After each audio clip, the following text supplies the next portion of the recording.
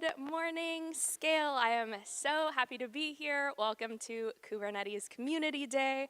Today, I'm going to talk about powering up with Podman. I am Paige Cruz. I work at a company called Chronosphere that does open source compatible observability. Think your Prometheus metrics and your OpenTelemetry traces and metrics if you are that sophisticated. As a part of my work, some of the things I love getting to do is put together workshops and help people build their first steps and their first experiences with some of these open source projects.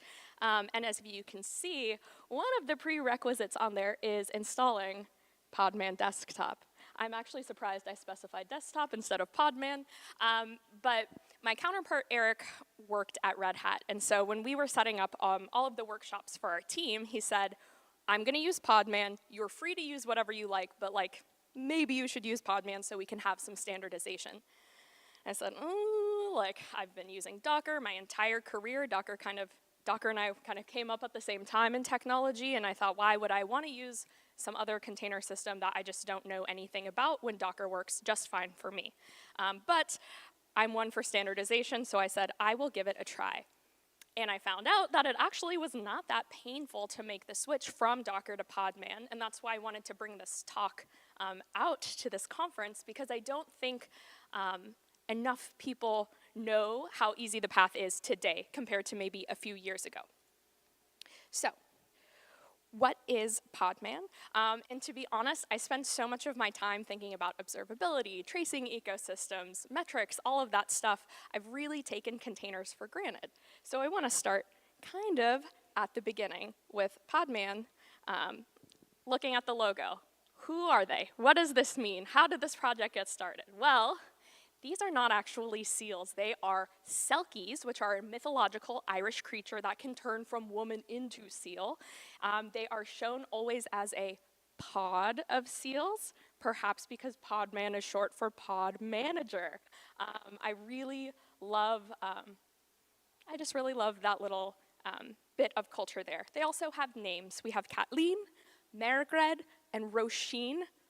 May not have pronounced all those right, but they have names, they're selkies, so we can already get the sense that Podman's about running groups of things together as one unit, kind of from the get-go.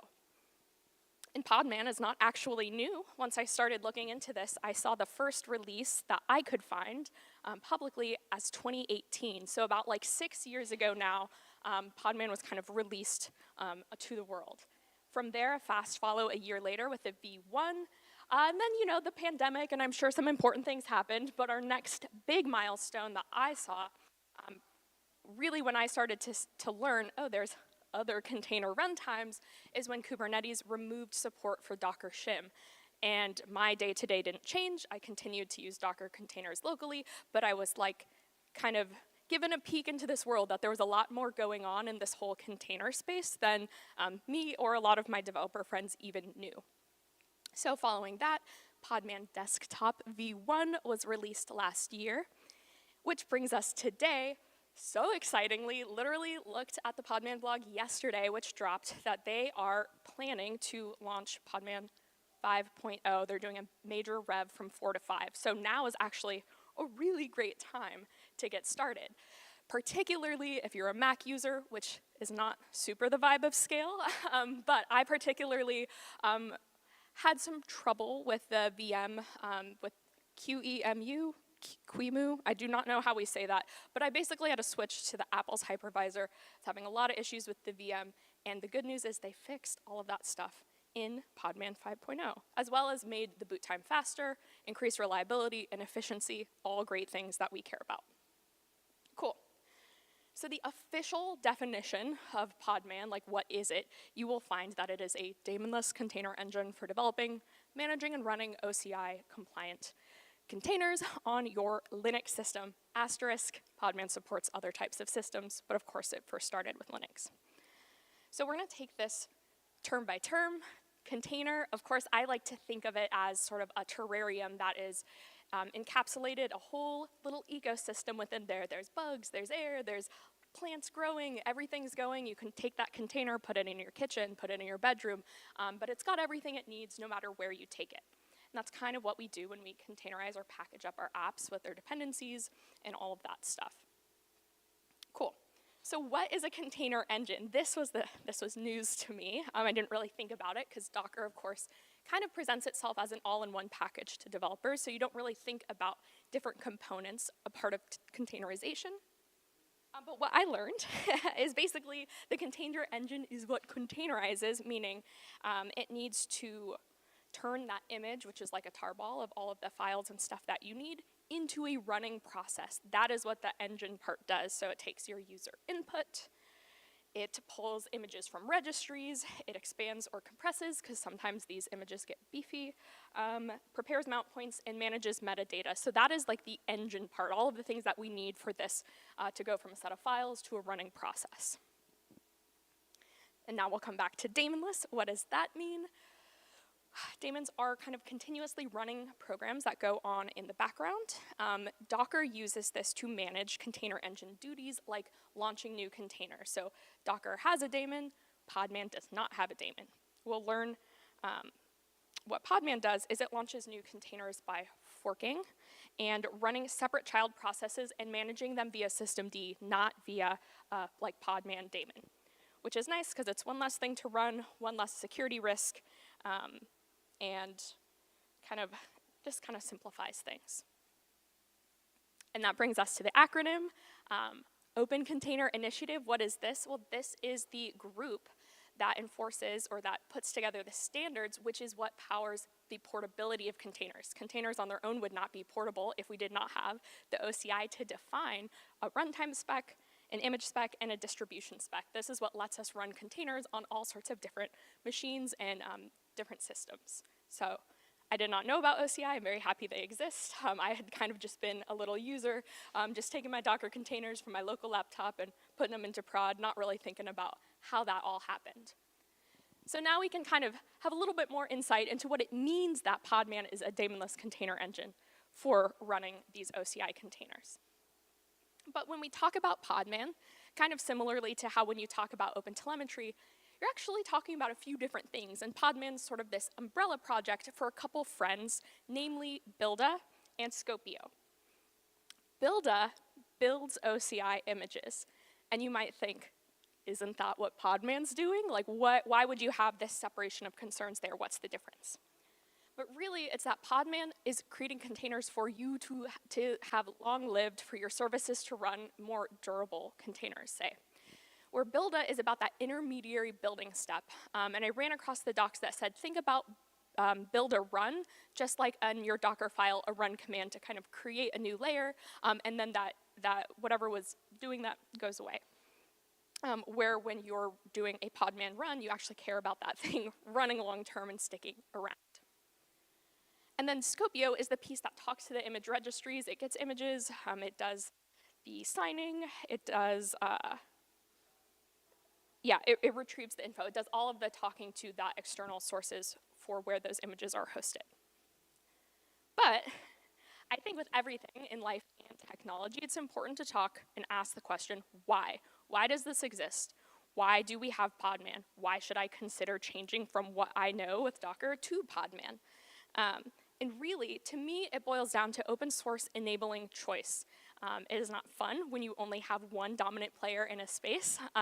It is great to have the ability of choice and freedom as a user, and as developers, it's really nice to have things that are open source that you can extend, modify, and build on top of. But also, I like to think about it as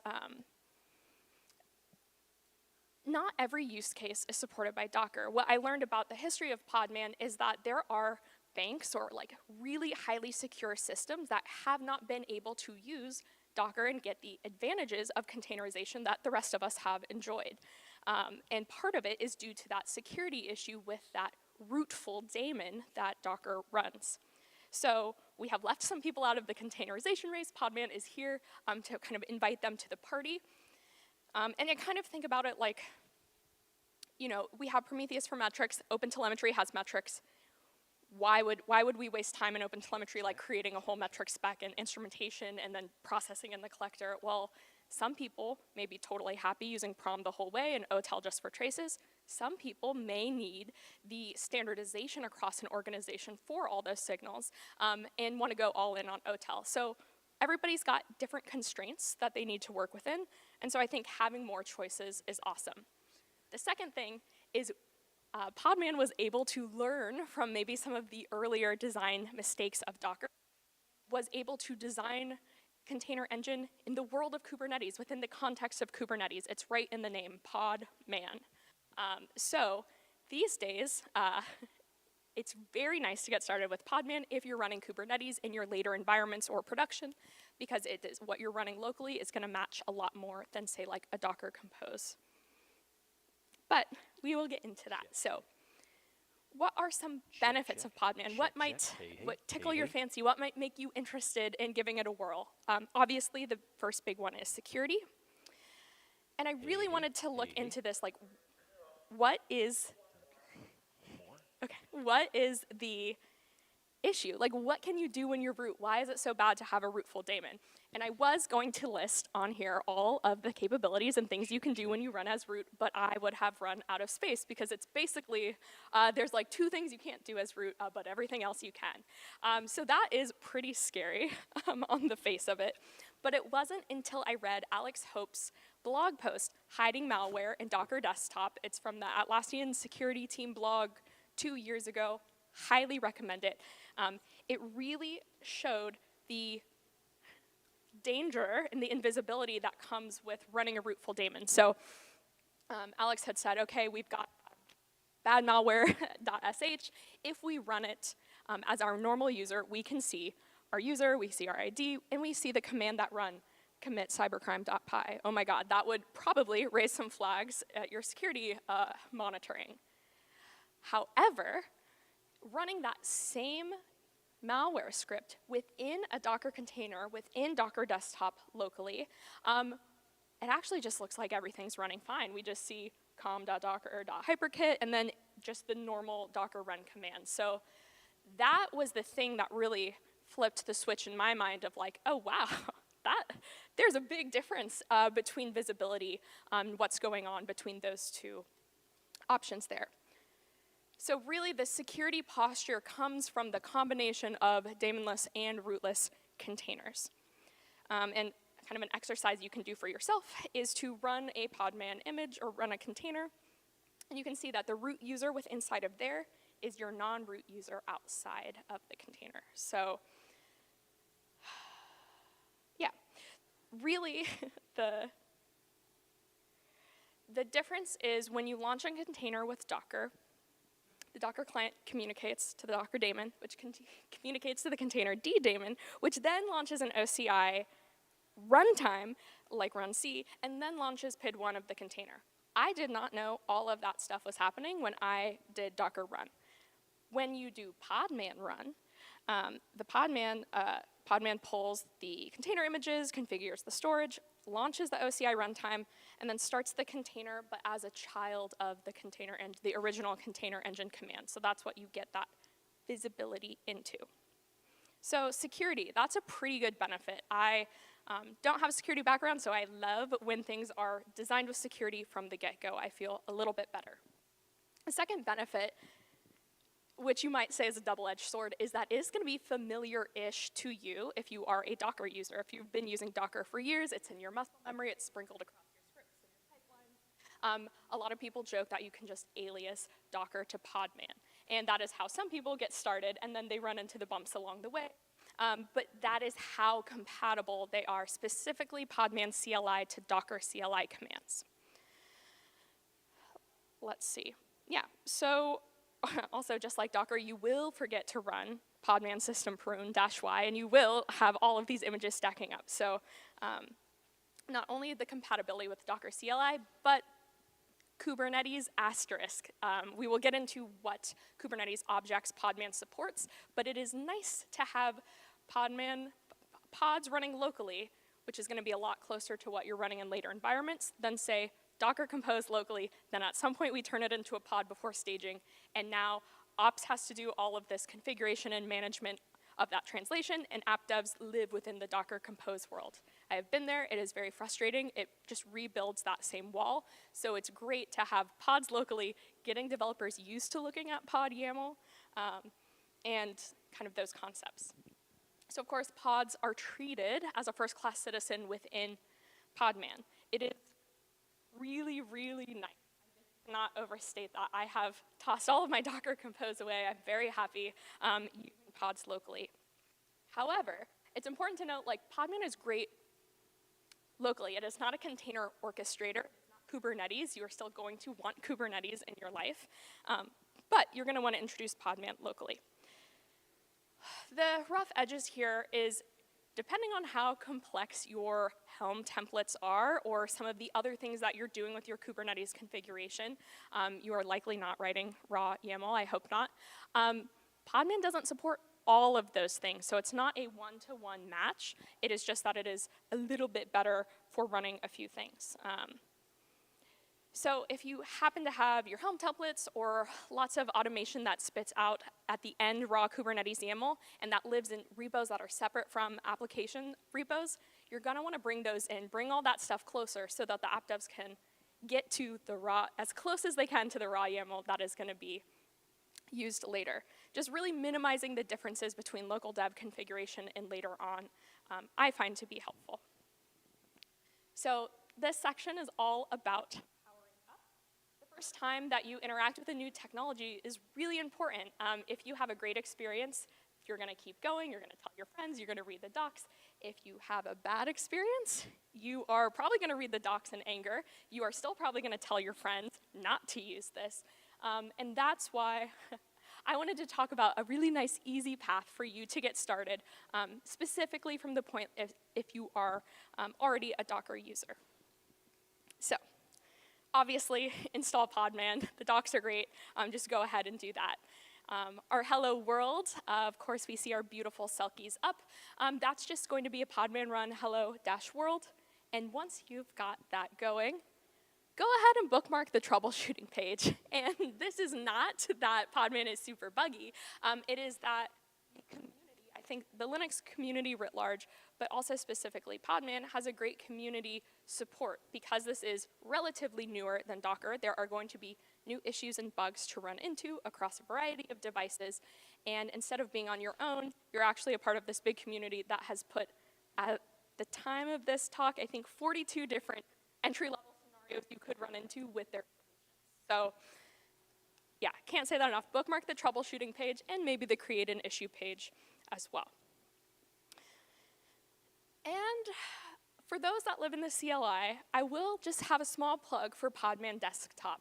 It is really nice to be one click away from dropping in a shell into a running container to, run some command, check something, see what's going on, versus having to remember all of that stuff yourself. So not only can you look at Podman pods, but there's also a lot of support for looking at containers within Podman, Docker, Lima, Kind, and obviously Red Hat OpenShift. So Podman has gone a little bit beyond Podman, and so this might be helpful if you're working with a variety of technologies and want one kind of interface for it all. Yep. Now, you've got Docker containers on your system. Let's import them into Podman. You can just do a regular Docker export, name whatever you want the tar to be, and do a Podman import. I would say that's probably the lowest effort way to get started, just bringing what you have into Podman and seeing how it goes. Pretty low effort, 3 commands, install, export, import. Okay, we do have to talk about Docker Compose and Podman. You have 2 options here, neither of which I personally recommend. But if you wanted to just swap out your Docker host variable, you can continue to use Docker up and Docker down, but it's gonna run through Podman, comma, not everything is supported. Second thing you could do is install this project called Podman Compose, which the community has brought to life. This is not something that the Podman team is like managing, steering, taking into design considerations. This is something the community demanded because we could not let go of Docker Compose. I understand, but the problem is, while Podman supports most of the compose spec. It does not support all of it. So for those really gnarly, nasty, complicated Docker compose files, you might not be able to just run them out of the gate like this. And I think you're honestly better off translating it into a pod YAML, because Podman was designed around pods. It was not designed around supporting Docker Compose forever, or the compose spec. I like to use technology the way it's designed, if at all possible, and so this is an option for you. It might ease the transition. It might let you experiment without doing a ton of legwork, but just know there be dragons with this approach. So let's talk about what you could do instead, which is create pods incrementally. So you can just run a podman pod create, and then you can do podman runs and add containers as you go, as you work on things, as you need to rebuild and adjust your code. You can just kind of grab a container, take it out of the pod, put it back in. Everything's hunky-dory. From there, the magic comes in podman generate cube, and then go ahead and name it whatever you want. So Podman will take all that info that's running and spit it out into a pod YAML that you can then use going on. So if you're able to get the Docker Compose up and running with Podman Compose, I would recommend just going ahead to generate the cube, the pod from there, and then just use that going forward. But it's super great, because the frustration that I had with Docker is that workflow of, I changed something, I need to rebuild, and then I got to deploy, and I got to check the logs, and then I got to bring it down, and it's just this really inefficient, clunky workflow. So I really liked this approach of the iteratively adding. So of course, you can run pods without Kubernetes. That is podman play cube, and then pass in your YAML. Like I said, it is not a one-to-one with the compose spec, and it is not a one-to-one with Kubernetes. The docs say that we only support pod deployment, PVCs, and config maps. That can get you pretty far. However, I did run into a blog post that said they were able to generate a service.yaml from this, but it only was using node ports. I did not find anything in the docs about that. And so again, I like to use what's published, open, and like said to be supported. So for all intents and purposes, this is all that I use within Podman. And so I talked a little bit about this disconnect of if you've got a lot of devs running Docker Composes locally, SRE, Ops, Infra, DevOps sometimes has to do this translation work to get it into Kubernetes manifests. Well, you can run pods locally with Kubernetes, and that might be a nice happy path middle ground for folks. So kind was the first thing that was supported that probably has the best integrations, but there's also support for running Podman pods within Minikube as well. Something also that they bundled in was the functionality to push images that you build right to those local clusters, which is just one of those nice to have things. Again, like really thinking about like optimizing these workflows that we go through. So once you've got all of that going, maybe you go to your team and you say, I want to try Podman in production. I would be curious to see who's running Podman pods in Kubernetes in production. I've not come across too many folks, but I would recommend joining the community, sharing, telling me about it. You've got two places that you can connect if you run into issues, you want to share your use case, you want to maybe build some other tool or what have you. The first is the Podman community meeting.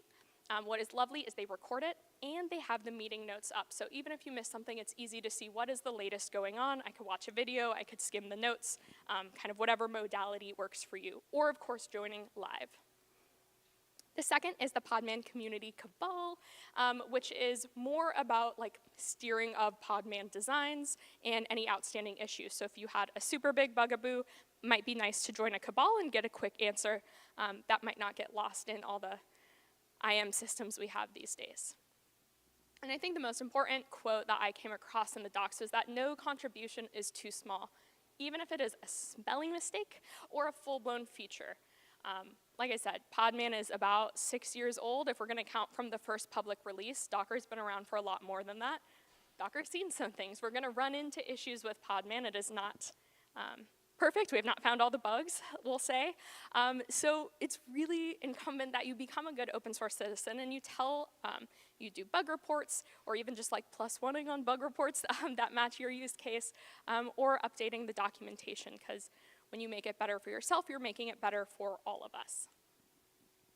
So, reporting issues, and I will say, as far as open source projects go, Podman has it down pretty well. They've got good first issues. They've got a very streamlined workflow to check if the issue that you're reporting is already existing or if there's work being done on it.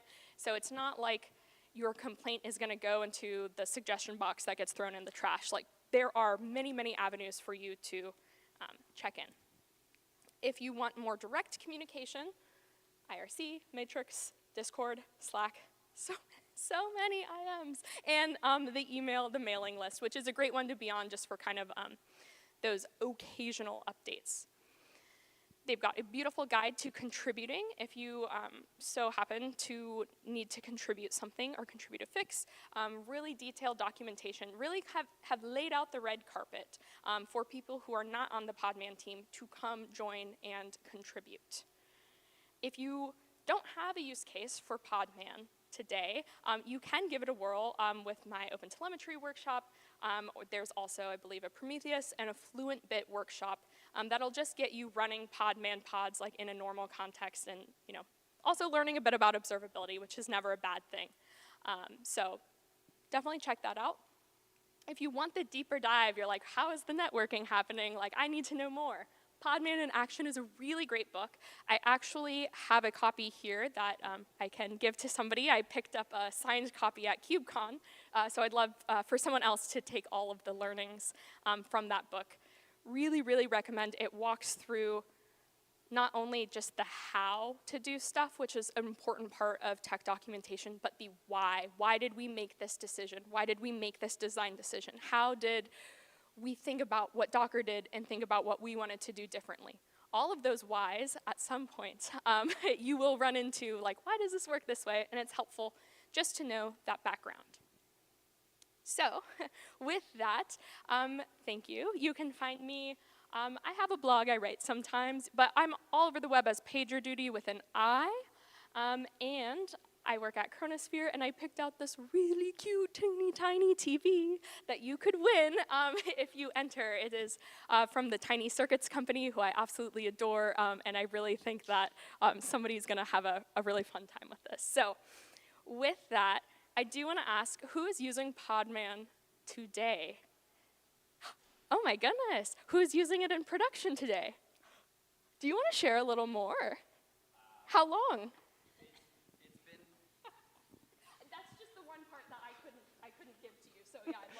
Unexpected to be up here.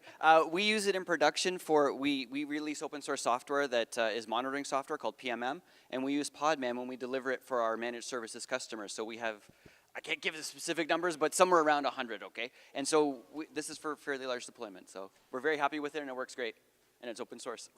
Yes, okay, thank you. Podman in production. I knew it. I knew we'd have somebody. Well, with that, I am happy to take questions. You'll have to come up and grab the mic, or if whoever wants the book, I'll hang around for a few minutes. Otherwise, please enjoy Scale, and I will see you around.